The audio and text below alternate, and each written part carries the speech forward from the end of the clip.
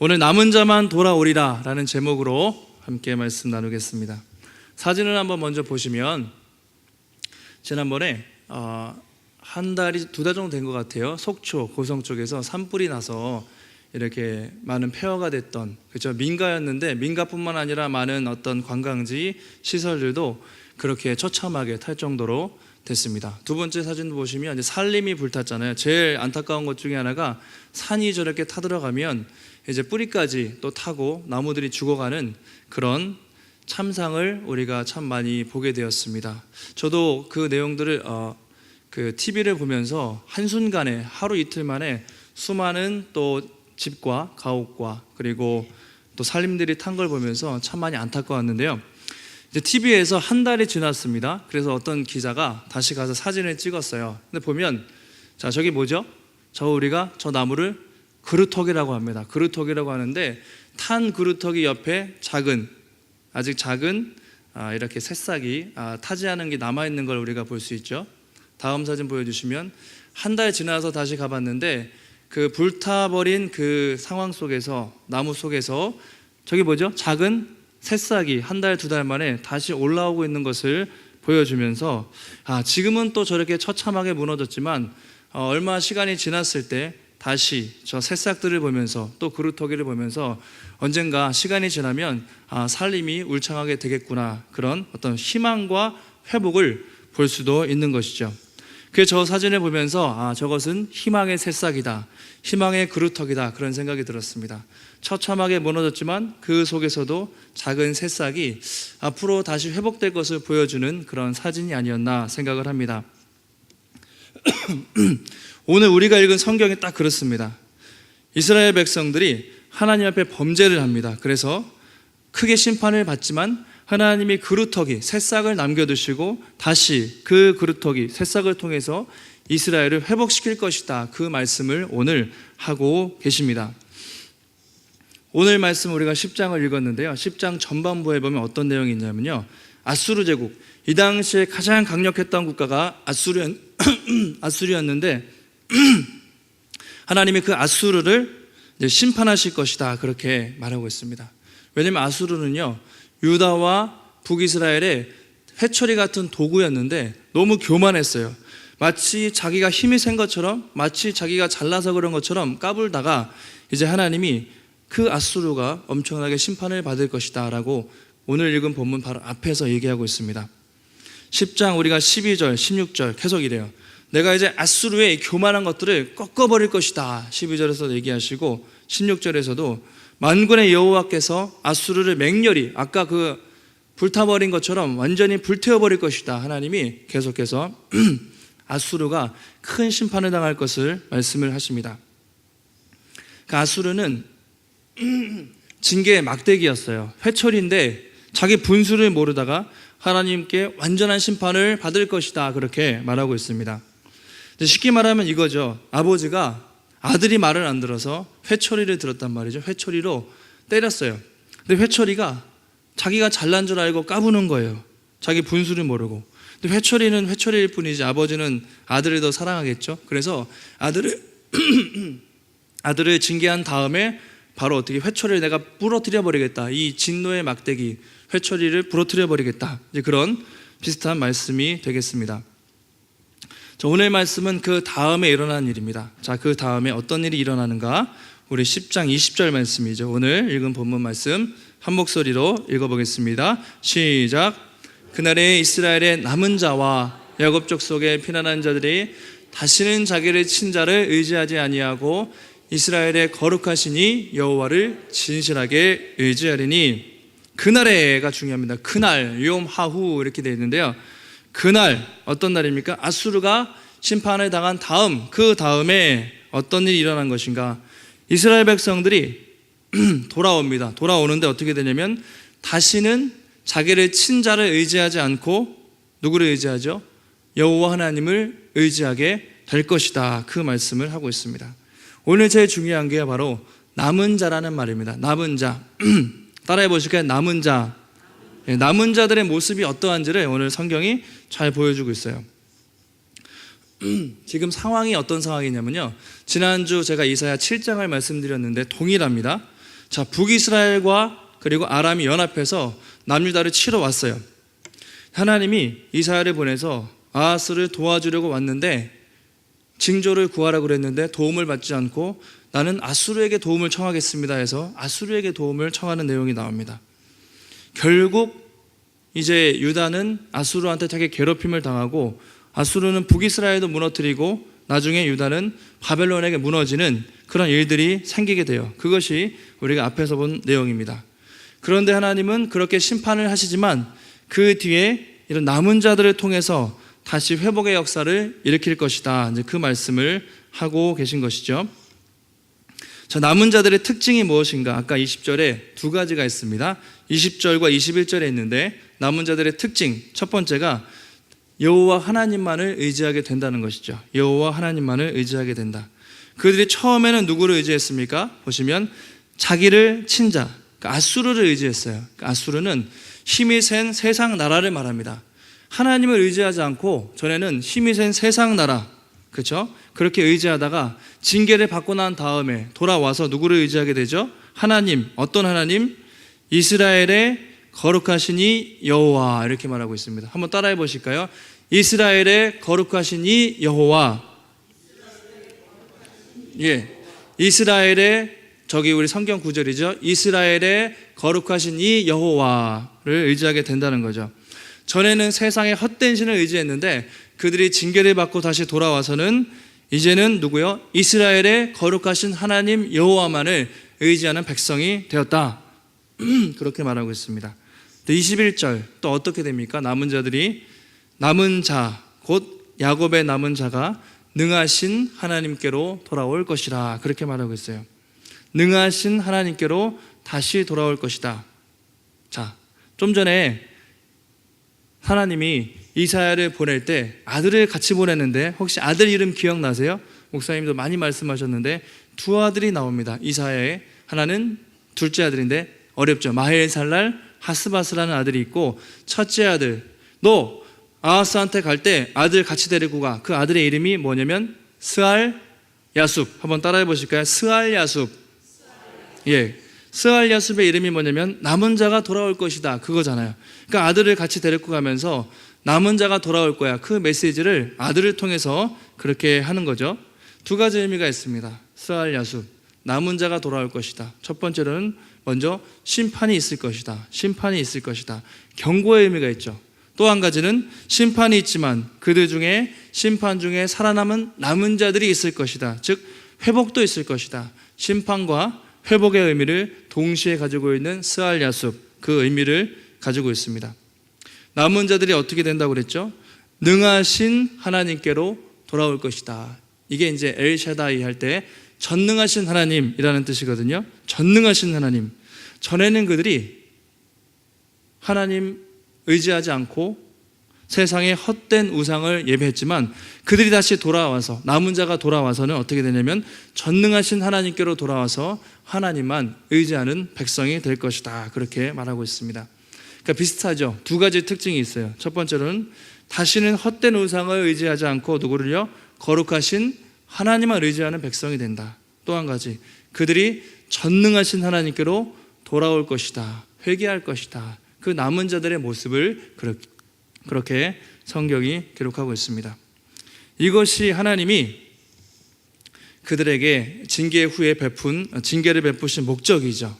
남은 자들을 하나님께서 잘못한 것을 징계하시지만 완전히 멸망시키지 않고 남은 자들을 세우시고 그 남은 자들이 다시 돌아와서는 온전히 하나님께 회개하고 하나님만 예배하는 그런 백성으로 돌아온다. 그것이 바로 이스라엘 백성들의 하나님의 구원의 계획이라고 말하고 있습니다.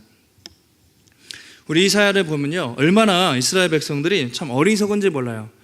그렇게 하나님을 의지해야 되는데 툭하면 힘센 나라를 의지해요. 아수르가 힘이 셀 때는 아수르의 사람을 보내서 화친을 청하고, 또 애굽이 힘셀 때는 친애굽파, 애굽 가서 도움을 청하고, 그리고 또 바벨론이 힘이 셀 때는 바벨론에게 도와달라고 해요. 그런데 항상 그들에게 도움을 청하다가 어떻게 되면 얻어맞습니다. 그들이 처음에는 도와주는 것 같죠. 그러나 결국 배반해서 결국 다시 유다를 치기 때문에 그들에게 도움을 청했지만 결국은 얻어맞게 되거든요. 그래서 성경에서 하나님이 계속해서 하는 말씀이 아수르, 애굽, 바벨론, 이방 나라를 의지하지 말라. 그것이 하나님이 계속해서 주시는 반복적인 메시지입니다. 이사야 31장에 보면 이런 말씀이 있어요. 도움을 구하러 애굽으로 가는 자들은 화 있을진저. 애굽으로 가지 말라는 것이죠. 왜냐하면 그들은 말을 의지하며 병거의 많음과 마병의 강함을 의지하고 이스라엘의 거룩하신 일을 앙모하지 않는 사람들이다. 그렇게 얘기하고 있어요. 그들은 자신이 군대가 많고 힘이 세다고 그것을 의지하지만 여호와 하나님을 의지하지 않는 백성이다. 그들에게 도움을 청해봤자 화를 입을 것이다. 근데 또 애굽에 가서 도움을 청했다가 화를 또 입죠. 또 아수르 갔을 때는 아수르한테 도움을 청하다가 화를 입고 바벨론한테도 도움을 청했다가 얻어 터지고 항상 그렇습니다. 그것이 이스라엘 백성들의 모습이었어요. 이사야 2장에서 이런 말씀이 있습니다. 한번 앞에 보시고 함께 읽겠습니다. 시작. 너희는 인생을 의지하지 말라. 그의 호흡은 코에 있나니 새말가치가 어디 있느냐. 이게 아주 중요한 메시지예요. 너희는 우상, 인생, 아수르, 바벨론, 그 사람들의 강력한 힘, 마병, 군대, 그런 것들을 의지하지 말라. 그들의 호흡은 코에 있다. 내가 후 한번 불어버리면 다 나가 떨어지는 아무것도 아닌데 왜 계속 인생을 의지하는가라고 하나님이 이스라엘 백성들에게 끊임없이 그렇게 말씀하고 있습니다. 근데 이게 참 사람들의 어리석음 같아요. 세상 의지하고 우리도 돈 의지하고 우리가 할 수 있는 수단과 방법을 다 의지하다가 얻어 터지고 망하고 나서야 다시 마지막에 하나님께로 돌아오는 것이 참 우리의 죄된 본성일 때가 많습니다. 탕자도 마찬가지예요. 가장 사랑하는, 자기를 가장 사랑하는 아버지가 있었지만 그 사랑을 모르고 그렇게 모든 것을 다 탕진하고 잃고 나서야 아버지의 사랑을 뒤늦게 깨닫는 것이 참 우리의 본성이죠. 그래서 참 우리가 고난의 시간을 겪고 광야의 시간을 걸을 때 참 어렵지만 한 가지 유익이 있는 것 같아요. 뭐냐면 그 고난을 통해서 하나님을 의지하는 방법을 우리가 깨닫게 된다는 것이죠. 처음부터 그렇지 않은 것 같아요. 광야의 시간을 거치면서 우리 마음이 낮아지고 겸손함으로 하나님을 의지하게 되는 것을 우리가 배워가는 것입니다. 신명기 8장에 보면 모세가 이스라엘 백성들에게 이렇게 말하고 있습니다. 어떻게 그들에게 왜 광야의 고난을 허락하셨는지 그렇게 말하고 있습니다. 내 하나님 여호와께서 40년 동안 내게 광야 길을 걷게 하신 것을 기억하라.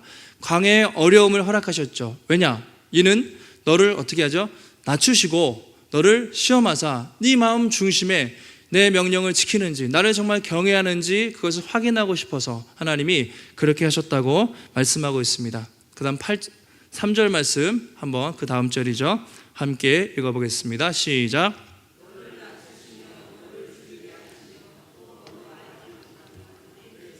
하지 못하던 만나를 내게 주신 것은 사람이 떡으로만 사는 것이 아니요 여호와의 입에서 나오는 모든 말씀으로 사는 줄을 내가 알게 하려 하심이니라. 그렇게 얘기하고 있죠.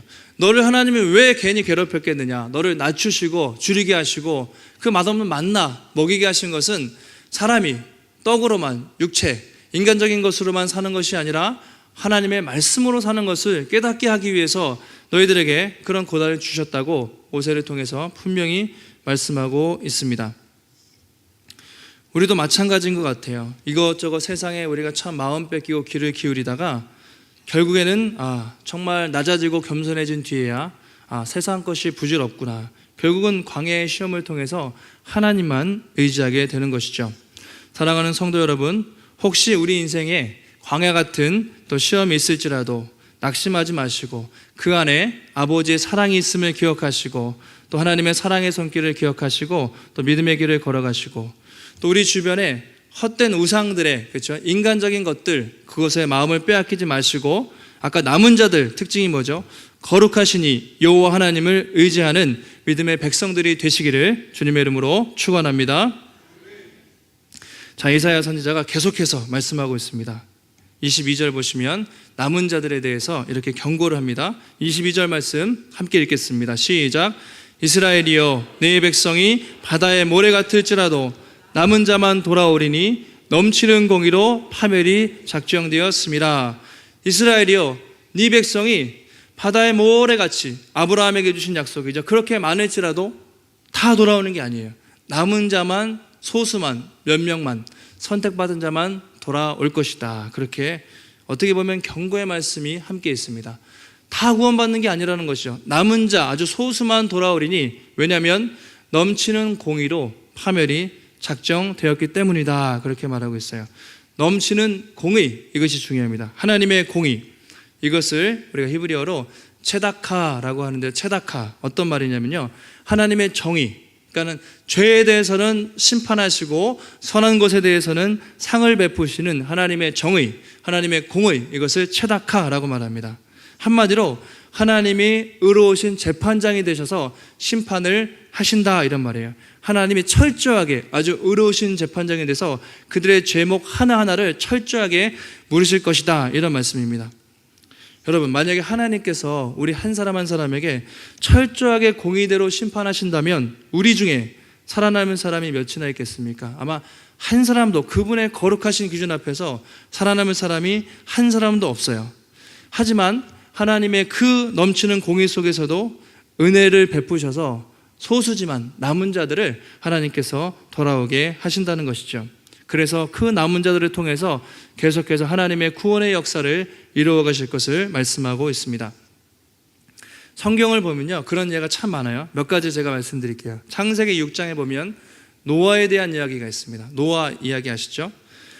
하나님이 인간을 짓고 너무나 죄악에 관영해서 항상 사람들이 악한 것을 생각하고, 뭐라고 표현되어 있냐면 사람을 지은 것을 한탄하고 후회하셨다고 그렇게 기록되어 있어요. 얼마나 사람들이 죄가 많았는지 한탄하고 후회를 하십니다.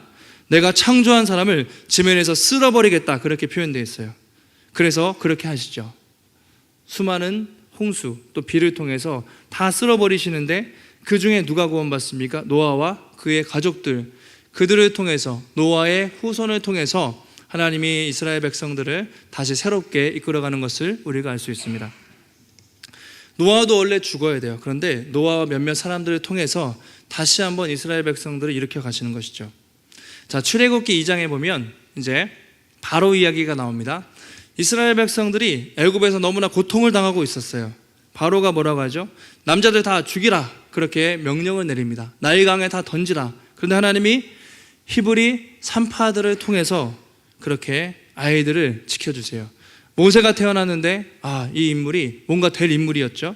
석 달 동안 숨겼는데 더 이상 크니까 안 돼요. 그래서 어떻게 하죠?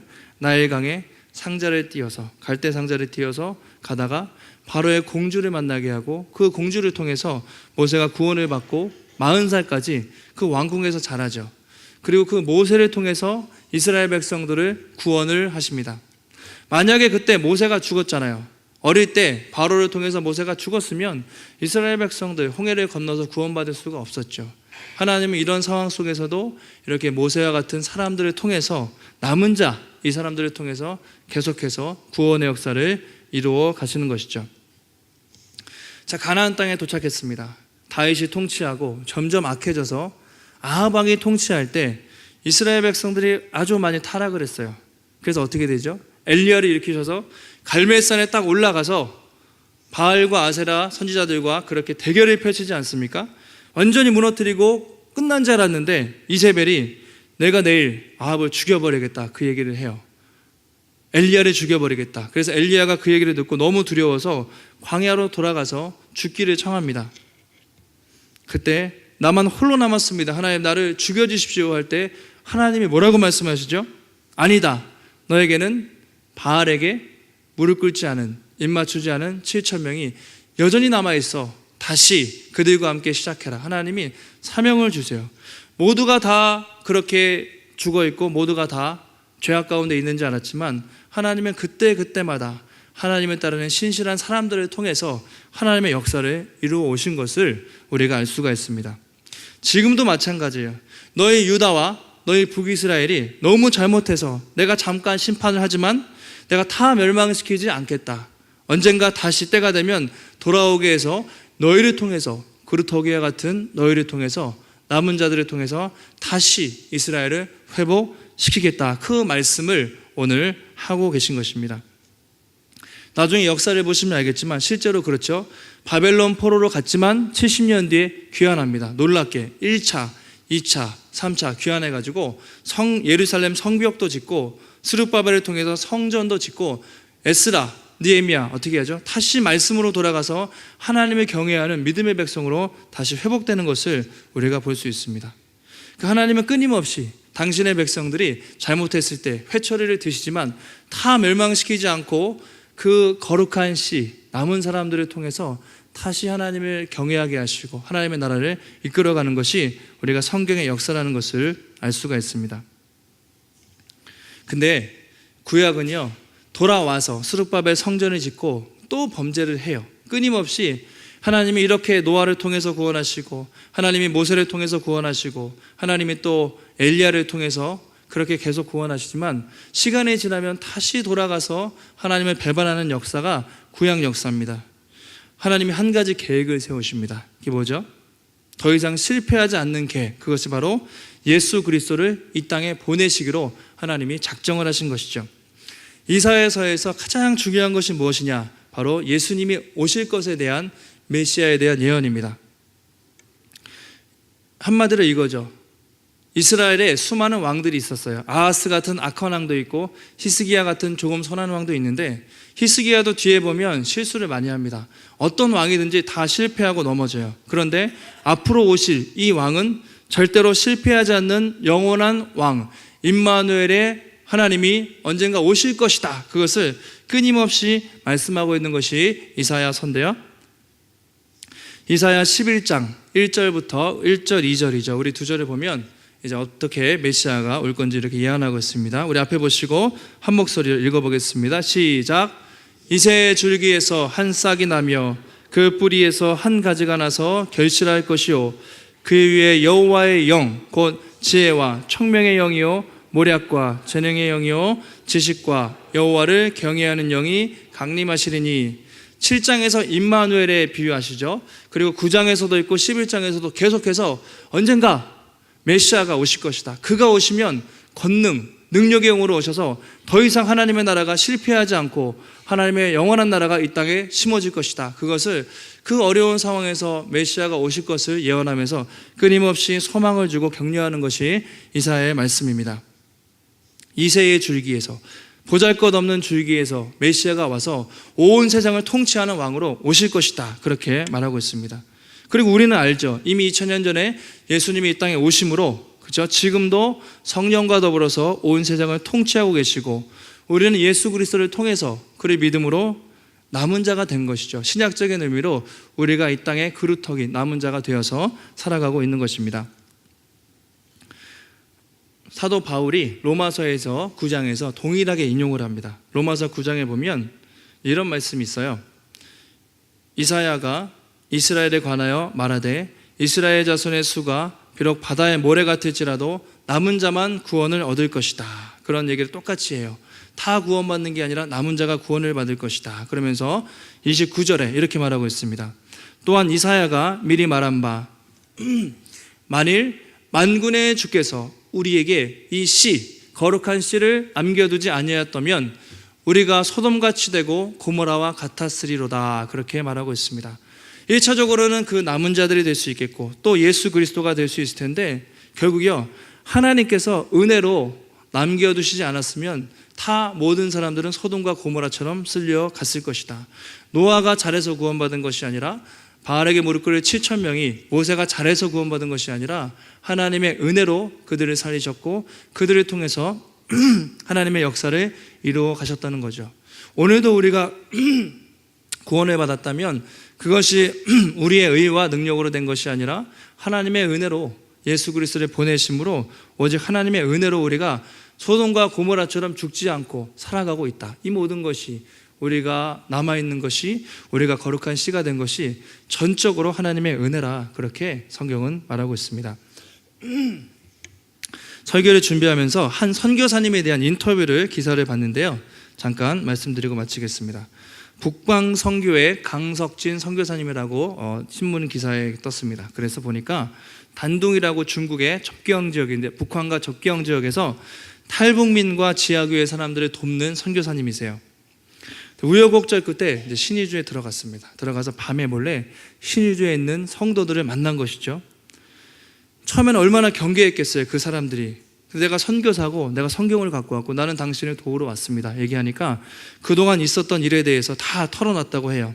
근데 그 할아버지를 만났는데 밤에 어떤 괴짝이 있었대요. 상자를 열어보니까 해방 전에 신의주의 교회에 다니면서 찍은 사진들과 주보들을 60년 넘도록 지금까지 최근의 일인데 가지고 있었다는 것이죠. 깜짝 놀랐대요. 발각되면 죽을 수도 있는데 해방 전에 예배드렸던 그 흔적들을 지금도 그 괴짝에 가지고 있다가 보여줬다는 것이죠. 그렇게 우리는 뜨겁게 하나님을 믿었었다, 그렇게 보관을 하고 있었다고 합니다. 그러면서 할아버지가 이렇게 말씀하셨대요. 지금도 주일이면 지금도 전에 다녔던 예배당을 돌면서 침묵으로 주일 성수를 하고 있다고.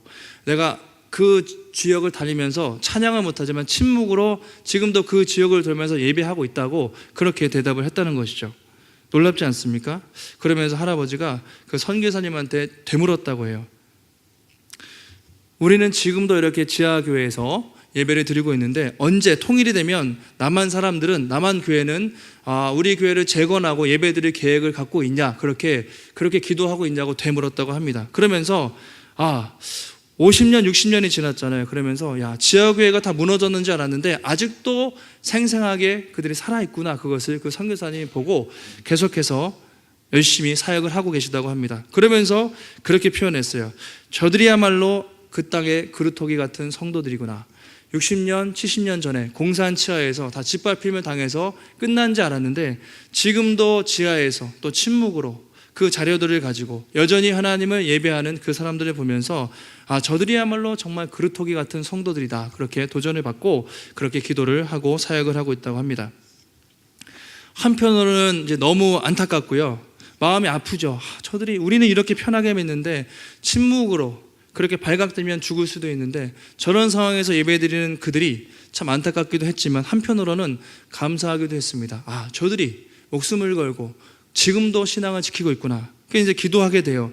정말 저들이 한국교회를 기다리고 있구나, 이렇게 빨리 한국교회가 와서 도와주기를 지금도 바라고 있구나, 빨리 통일이 돼야겠구나, 하나님께 참 기도하는 마음이 생겼습니다.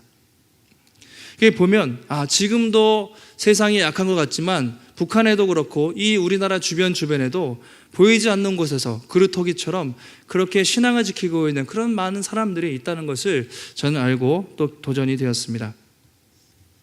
하나님이 그 이사야에게 소명을 주면서, 사명을 주시면서 이렇게 말씀했어요.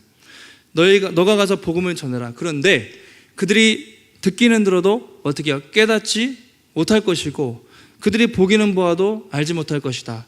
네가 가서 전도한다고, 복음을 전한다고 많은 사람들이 돌아오진 않을 거야. 그렇지만 어떻게 될 것입니까? 이 약속을 주시죠. 중요한 약속입니다. 우리 6장 13절 말씀 읽어보겠습니다. 시작. 10분의 1이 아직 남아있을지라도 이것도 황폐하게 될 것이나 밤나무와 상수리나무가 배임을 당하여도 그 그루터기는 남아있는 것 같이 거룩한 씨가 이 땅에 그루터기니라 하시더라. 네가 가서 복음을 전해도 많은 사람들이 듣지 않을 거야. 그러나 밤나무, 상수리나무가 배임을 당해도 좌절하지 마라. 그 땅에 내가 그루터기 같은, 노아와 같은, 또 7,000명과 같은 그런 수많은 사람들을 내가 이 땅에 세워서 결코 망하지 않게 할 것이다. 그 약속을 이사야에게 해 주시는 것이죠. 여러분, 이것은 오늘 우리에게도 동일한 말씀, 또 동일한 도전이 됩니다. 지금 악한 사람들이 활개를 치고 교회가 어렵고 믿는 사람들이 왜 이렇게 힘이 없을까, 그런 생각이 들 때가 있지만 하나님 지금도 이 땅에 그루터기와 같은 그 많은 사람들을 남겨두시고 그들을 통해서 하나님의 나라를 이루어 가고 계십니다. 그것을 성경이 뭐라고 표현하면 만군의 여호와의 열심히 이룰 것이다. 아무리 사단이 공격을 하고 해방을 해도 하나님은 당신의 주권으로 만군의 여호와의 열심으로 그 그루터기와 같은 사람들을 통해서 계속해서 일하실 것이다. 그렇게 말하고 있어요. 예수님이 이런 말씀을 하셨습니다. 너희가 내 이름으로 말미암아 모든 사람에게 미움을 받을 것이나 끝까지 견디는 자는 구원을 얻으리라. 이렇게 말씀하셨어요. 마지막 때에 내 이름으로 믿음을 지키면 미움을 받고 고난을 받았지만 끝까지 견디는 자가 구원을 받을 것이다. 교회 나가는 사람이 구원받는 게 아니고요, 교회 나가는 사람 중에서도 구원받지 못하는 사람이 있을 수도 있어요. 중요한 건 끝까지 견디는 자, 끝까지 그 신실한 믿음을 지키는 자가 결국 구원을 받을 것이다. 그렇게 말하고 있습니다. 저는 이 말씀을 준비하면서 우리 시니어 어르신들이 이 땅의 그루터기가 되었으면 좋겠다. 우리 다음 세대가 새싹이라면 우리 어르신들이 화려하게 막 지금 황성하게 활동하지 못할지라도 그루터기처럼 자리를 지켜주신다면, 또 그 속에서 다음 세대 새싹이 아까 돋아나는 사진을 보지 않으셨습니까? 참 그렇게 그루터기가 되었으면 좋겠다, 그 생각을 했습니다. 사랑하는 성도 여러분, 우리가 세상에서 큰 일은 못할지라도 주님이 부르신 그 자리에서 또 바알에게 무릎 꿇지 않은 7,000명의 사람처럼, 또 노아처럼, 그리고 다니엘이 바벨론 포로 속에서도 여러분 흔들리지 않고 끝까지 뜻을 정해서 믿음을 지켰어요. 다니엘처럼 세상에 물들지 않는 거룩한 씨앗, 거룩한 그루터기와 같은 믿음의 성도들이 되시기를 주님의 이름으로 축원합니다.